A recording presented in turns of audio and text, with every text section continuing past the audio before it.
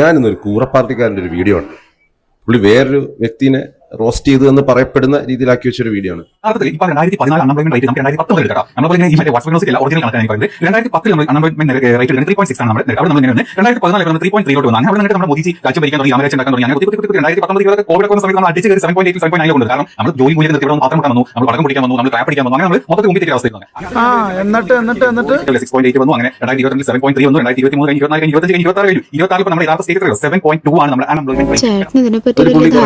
പുള്ളി പറയുന്നത് മോഡിയുടെ കാലത്ത് തൊഴിലില്ലായ്മ നിരക്ക് ഭയങ്കരമായിട്ട് കൂടിയാകെ നാശമായി നശിപ്പിച്ച് മൻമോഹൻ സിംഗിന്റെ കാലത്ത് കിടിലായിരുന്നു എന്നാണ് പുള്ളിയുടെ ബേസിക് വാദം. നമുക്കത് നോക്കാം. ഒരു വിഷയത്തെ പറ്റി യാതൊരു ധാരണയില്ലാതെ കുറെ ആൾക്കാരോടുണ്ട്. നേരെ ഗൂഗിൾ അടിക്കുന്നു, സാധനം കാണുന്നു, എടുത്തും എഴുതുന്നു, പിന്നെ കുറെ മോഡിനെ കുറ്റം പറയുന്നു. ഇതൊന്ന് അക്കാഡമിക്കലി നോക്കാം. പുള്ളിയുടെ പോയിന്റ്, മൻമോഹൻ സിംഗ് കുറവാക്കിയ തൊഴിലില്ലായ്മ നിരക്ക് മോഡി വന്നതിന് ശേഷം കൂടി. കണ്ടോ, 2017 കൂടി, അതായി 2018, 25, 7, 8, 10 എന്നൊക്കെ പറഞ്ഞ് പുള്ളി അടിച്ച് കയറുന്നുണ്ട്. അപ്പൊ നമുക്ക് ഇതിനെ നോക്കിക്കഴിഞ്ഞാൽ മൻമോഹൻ സിംഗിന്റെ ടൈമിലുള്ള തൊഴിലില്ലായ്മ ഏകദേശം 4 നിന്ന് അതിന് വലിയ മാറ്റമൊന്നുമില്ല. 2015 വന്നു, 16 വന്നു. ഇപ്പൊ ഞാൻ ഇട്ടൊരു കണക്കുണ്ട്.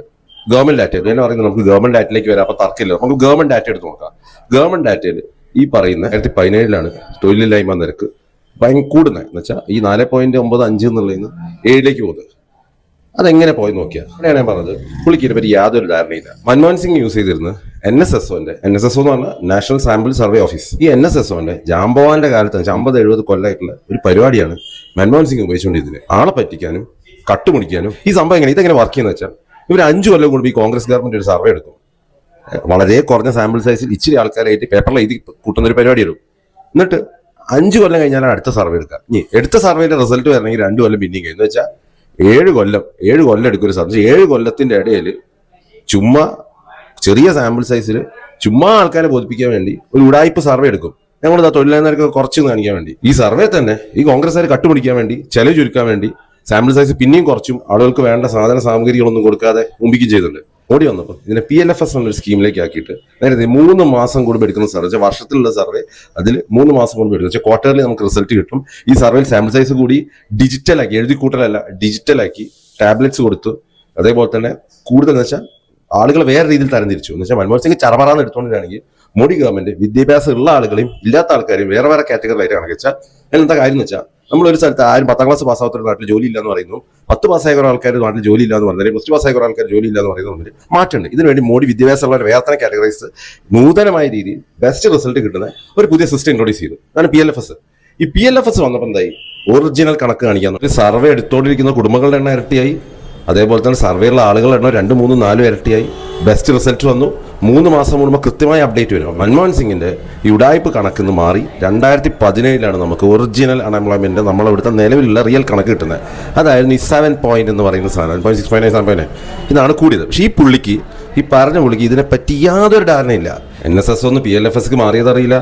കറക്റ്റ് ഗവൺമെന്റ് ഡാറ്റ കണക്കിലില്ല. ഇതെങ്ങനെ കാൽക്കുലേറ്റ് ചെയ്യുന്ന, ഇതിന് അക്കാഡമിക്കലി ഇതിനെപ്പറ്റി യാതൊരു അരിയും അറിയാത്ത ഒരുത്തരിയിരുന്നുകൊണ്ട് 4 ഗൂഗിൾ നോക്കി 2014, 20 സെർച്ച് ചെയ്ത് അന്ന് പിന്നെ മോഡിനെ കുറ്റമാരെ കിട്ടിയെന്നുണ്ട്. ചുമ്മാ കൊണങ്ങണം. ഇതാണ് ഇതിന്റെ പ്രശ്നം.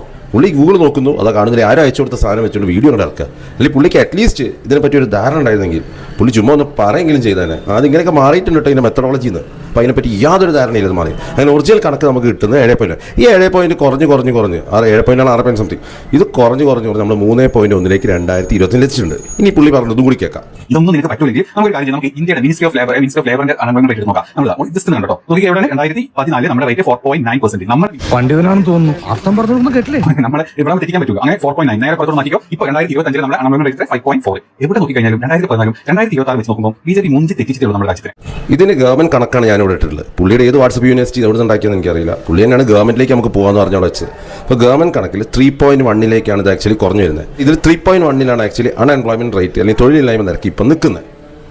ഇതപ്പോൾ ഇതിൽ നുണ പറഞ്ഞ് അല്ലെങ്കിൽ കളവ് പറയാന്ന് വെച്ചാൽ BJPന് ഇഷ്ടമല്ല. ഇനി മോഡി മൻമോഹൻ സിംഗിന് വേറെ രീതിയിൽ നമ്മൾ കമ്പാരിസൺ ചെയ്ത് കഴിഞ്ഞാൽ, സ്ത്രീകളുടെ വർക്ക് ഫോഴ്സ് മോഡിൻ്റെ 40%, മറ്റത് 23 മൻമോഹൻ സിംഗ് കൊടുക്കുന്നത് ആകെ 2.5 കോടി ജോലികളാണ് അപ്രോക്സിമേറ്റ്.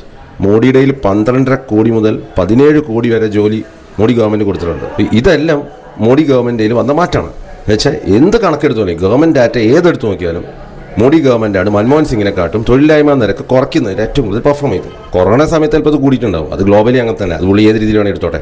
അപ്പോൾ ഇനി നമ്മളിവിടെ പറയാൻ പോകുന്നത് ഈ കൂറ പാർട്ടിക്കാരുടെ സാധനം. കൂറ പാർട്ടിയുടെ ഒരു മെയിൻ പ്രഭാഷണമാണ് ഇത് നോക്കിക്കഴിഞ്ഞാൽ ഇതിൽ കുറേ ആൾക്കാർ ഈ കമന്റ് ഉണ്ട്. കമന്റ് നമ്മളെ മെയിൻ നമ്മുടെ ജർമ്മൻ നാട്ടിലെ സംഘടനത്തിന്റെ ഒരു കമന്റ് ഉണ്ട്. ഇത്രയും കഷ്ടപ്പെട്ട് ഇല്ലാത്ത നോണ മോനെ രക്ഷിക്കാത്ത കുറുക്കനെ കണ്ടി കോഴിക്കോട്ടിൽ തന്നാരിയ ഇതിന്റെ എല്ലാ കമന്റുകളും നോക്കി കുറേ പൊട്ടന്മാരും ഒരു കൂവ മണ്ടൂക കൂട്ടം.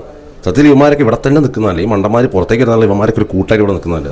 ചില പറഞ്ഞതിനെ പറ്റി യാതൊരു ധാരണയില്ല, വായി തോന്നിയ ഡാറ്റ പറയാം, എന്നിട്ട് ബാക്കിയുള്ളവരെ നോക്കി തുണി നോക്കി കാണിക്കുക. അതിൽ ഇതിനെ സപ്പോർട്ട് ചെയ്യാൻ കുറേ മണ്ടന്മാരുടെ നേതാവും. ഇതാണ് കൂറ പാർട്ടിയും ഇന്ത്യയുടെ തൊഴിലില്ലായ്മ നിരക്കും. ഈ പണിയില്ലാത്തമാരാണ് പറ്റിയാണ് ഈ ജഡ്ജി പറഞ്ഞത് ഈ മൈരന്മാരെല്ലാം മറ്റേ കൂറകളാണെന്നുള്ളത്. അതാണ് സംഭവം.